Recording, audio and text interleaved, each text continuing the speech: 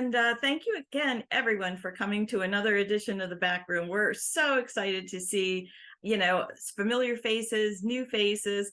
We have some returning authors for you tonight, and we have a new author tonight, so we're going to have a blast. For those who don't know me, I'm Karen Dion.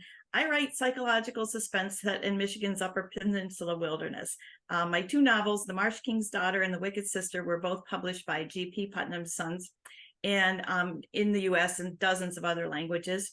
The Marsh King's Daughter was named one of the best books of 2017 by iBooks and many other booksellers and reviewers. And it will be releasing in 2 weeks, November 3rd, by Lionsgate as a major motion picture in theaters only. So yay. Thank you guys for clapping. Now, the fun part, I get to introduce our 4 authors who've been so patiently waiting for me to stop talking and give them a chance. We have first off Jean Kwok. Jean is the award-winning New York Times and internationally best-selling author of The Leftover Woman, Girl in Translation, Mambo in Chinatown, and Searching for Sylvie Lee. Do you have a copy of your book, your new one, The Leftover Woman? Yes, I do. It's there right it here. Is. There it is. This The Leftover Woman published October 10, so it's just as fresh as they come. And I liked the quote from Library Journal. This was a starred review. It says, Kwok brings her signature lyrical prose to the novel while suspense simmers in the background. And I think that's an excellent description of all of your work.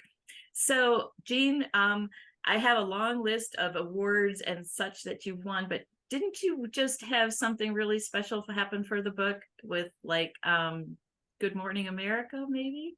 Yeah, that was actually just announced. But yes, it was just announced as a Good Morning America buzz pick. So that's exciting. Thank you, Jean, for making time to be with us tonight. We also have Christina McDonald.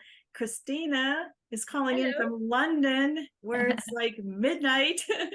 So thank you so much for being here with us tonight. Christina is the USA Today and Amazon Charts best-selling author of These Still Black Waters. That's her newest book. She has also many other books that have been optioned for television by a major Hollywood studio. The quote that I lifted for These Still Black Waters, which you'll find out more about the book when you have a chance to talk to Christina in the breakout rooms.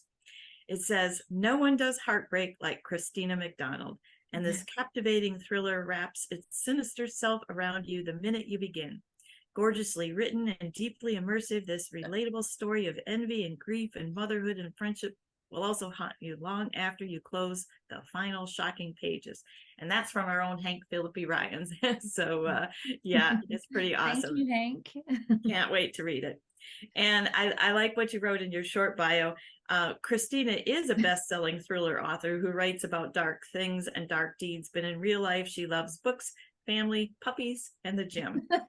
I do love puppies. Yes. So thank you so much for having me. It's really nice to be here. I was here a couple of years ago and I didn't meet you that time, Karen. So this is such a treat. And I just really appreciate you guys inviting me on. Yeah, it's awesome to have you. We really appreciate you staying up late at night. And, we would serve you coffee if we could, but I'm sure you have what you need. Yeah, I'm fine. Yeah. Sam, I should have asked how you pronounce your last name. I'm going to try. Rebelein? Yes, it is Rebelein. Perfect. Okay.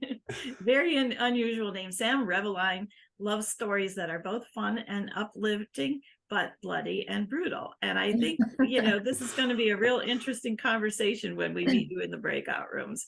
But he makes the point in his bio, and I think it's a good one. We all have positive and negative urges inside of us. And so Sam enjoys exploring the tension and balance between those urges in fiction.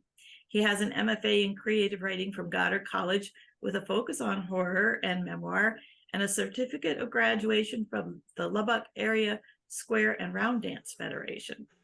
And he says, I said all of this. This is a surprise to me. Yeah, and he says it's hard to know which of these is the greater accomplishment, the square dancing or the MFA.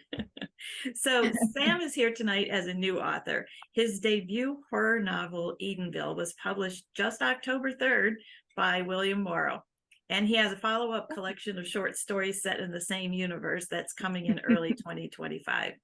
And the quote for your book I picked is, there are many campus horror novels, but I think Edenville gets an A for Sam Rebelein should be awarded a master's degree in scary, a major new talent. And that's what R.L. Stine had to say. So congrats on that. That's very awesome. Lori Rader-Day wrote pretty much the shortest bio we've ever had submitted. Oh. So I have here, Lori Rader-Day is the Edgar Award nominated and Agatha, Anthony, and Mary Higgins Clark award-winning author of 7 novels. But we're going to focus tonight on her newest, The Death of Us. And again, it just published, right? October 3rd. There it is. October 3rd. Yeah. Tomorrow. Yeah. And it comes pretty. with raves from Anne Cleves and Mary Kubica and Tess Gerritsen. Mary Kubica. All right. Kubica. Yeah. Kubica. Thank you. Kubica says, Lori Rader-Day hits it out of the park with The Death of Us, which has everything I love in a suspense thriller. Unreliable characters, family secrets, and plenty of unexpected twists and turns. Atmospheric and unputdownable, this should be on everyone's to-read list. So Lori lives in Chicago with her husband and her dog, Clementine. Is Clementine going to join us tonight? She's gonna make an appearance. Yeah, she's taking a little rest right now. She's sleepy. She's had a big day. So to help the audience get to know you authors a little bit, we're going to play a quick game of 20 questions. We have official backroom cards, see here, with questions printed on the other side and all that. And the questions, I like to start with the hardest question of all, and I'm going to ask them in the order that I see you on the screen. And Christina, I promised that you wouldn't get hard questions, but here we go. All right, I'm ready. Okay, is your desk messy or tidy? It's organized chaos. Let's just say that. It's Okay. nice organized stacks of a lot of stuff. Are you the kind of person that, every once in a while you'll clean it off and it looks great for about a couple of days and then yeah, but I just have so many notes, and I you can see my right. post-it notes, and I just have so many notes everywhere, and pens and pencils and just everything, but it is organized. It's just my type of organized. Very good. Well, clearly it works. So we're not going to be critical in any way, that's for sure. Jean, when you're working on a novel, where do you like to write? You mean physically? Where do I like to write? Yes. That's a great question. I'm very I have this dream of a beautiful view and all of this, but the truth is I never look out the window.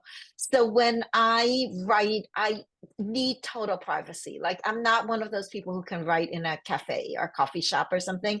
I'm usually in my attic, on a couch, or in bed. I love writing in bed too. And I close all the curtains. So yeah, comfortable and privacy. I like that. And I like the idea of writing in bed. That's something I hadn't thought about trying. It's really fun. Yeah. Yeah. Thank you. So Sam, when do you feel the most creative? Oh, at night. Similar to Jean, I like being able to block everything else out. So if I can have my little desk lamp on, I have this green banker's lamp on my desk. And if everything is dark outside of that, then I feel very safe and cozy, and I can just sort of sink into my own world. And I always light a candle. So those are my 2 sources of light, my green lamp and my candle, and everything outside of that is just whatever, That's very fitting for what you write. And actually your mood of your Zoom screen is the same sort of thing, it looks cool. I know. Yeah. Yeah. So Lori, when you get an idea for a book, maybe it's not the book you're going to write, but let's say an idea pops into your head. What's the first thing that you do then? I write it down because the best idea you ever had is the idea you had and you didn't write it down. So I have a notebook for each book. I don't actually have it near me right now, but each new project gets a notebook, and I just jot down ideas that I have for that story. But if I got another idea, I would jot it down in the same notebook. Yeah. So ideas, they really are precious, aren't they? And They're precious, and sometimes they're terrible. But if you forget it, if you like have a great idea right as you're falling asleep and you don't jot it down, the next morning you don't remember what it is. It's the best idea you ever had. But if you write it down and it's terrible, it's just Yes. a post-it note in the trash, and that's fine. yeah, that's true. Very easy to get rid of the bad ideas. Yeah. Before we go split up the audience, though, each author has brought a book recommendation with them tonight because, we hope to introduce you to these authors and their books, but authors are readers too. And so it's always exciting and fun to hear what other authors are reading. Christina, we'll start with you. What's your book recommendation? All right. So the book that I picked that I read recently is What Have We Done by Alex Finlay. I really love this book. It's action-packed, it's immersive. It was just exactly what I needed at the time. I was in like a heavy scene writing wise, and I just needed something that was like just action-packed. It's kind of Harlan Coben-esque, but with quite a lot of character development, which I love. I love that. And it's about 3 former foster kids who are leading very successful lives, very successful and troubled lives. And then they are forced to reunite because somebody is trying to kill them. So they have to go back to the foster home where they grew up, and all these shady things happened, and figure out who's trying to kill them and why. And I just found it entertaining and like a wild thrill ride. So highly recommend. Awesome. Sounds wonderful. Alex is a fantastic writer. I'll hold that up again. Yeah. Isn't that a great cover? Yeah, it's really good. Good concept. Thank you. Jean, Yeah. what are you recommending tonight? I know Well, you don't have to hold it up.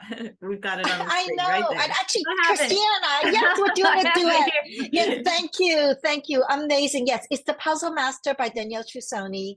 I loved The Puzzle Master. It's about an ingenious, brilliant guy who can solve puzzles due to a brain injury that he's had. And he goes to a women's prison in order to solve this cipher that will explain her crime. And she is, convicted of murdering her boyfriend. Yes, thank you, Christina. Sounds wonderful. Sam, what book are you recommending tonight? Well, I realize these are both sort of recent releases, but I'm going to throw it all the way back to 1951. This is Shirley Jackson's Handsome Man.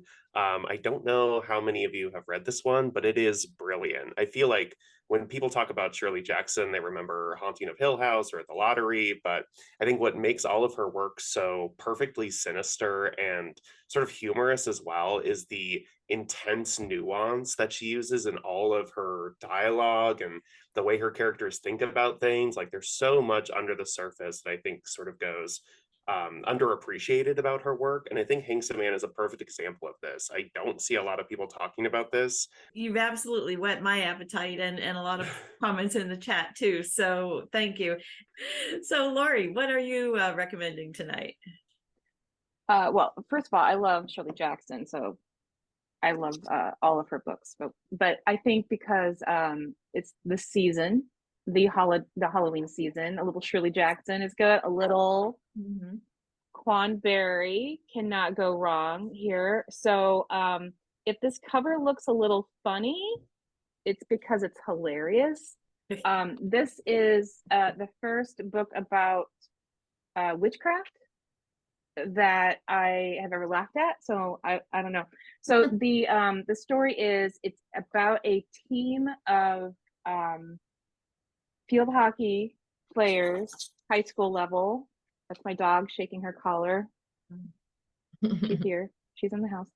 A field hockey team who are losing big. They're at like a training conference thing, and they keep losing all their games, and so they turn to witchcraft to win some games. And it's just as subversive and funny as you think it might be.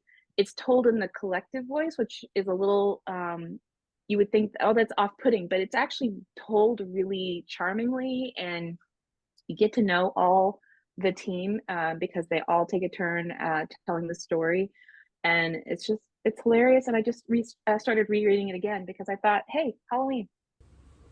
Wasn't that fun? We hope you enjoyed this taste of what a backroom event is like. The best part comes immediately after, when the audience is divided into 4 breakout rooms and the authors visit each room in turn. We'd love to show you what a breakout session is like, because these relaxed face-to-face conversations between authors and readers are the hallmark of our backroom events. But breakout sessions are never recorded. What's said in the backroom stays in the backroom.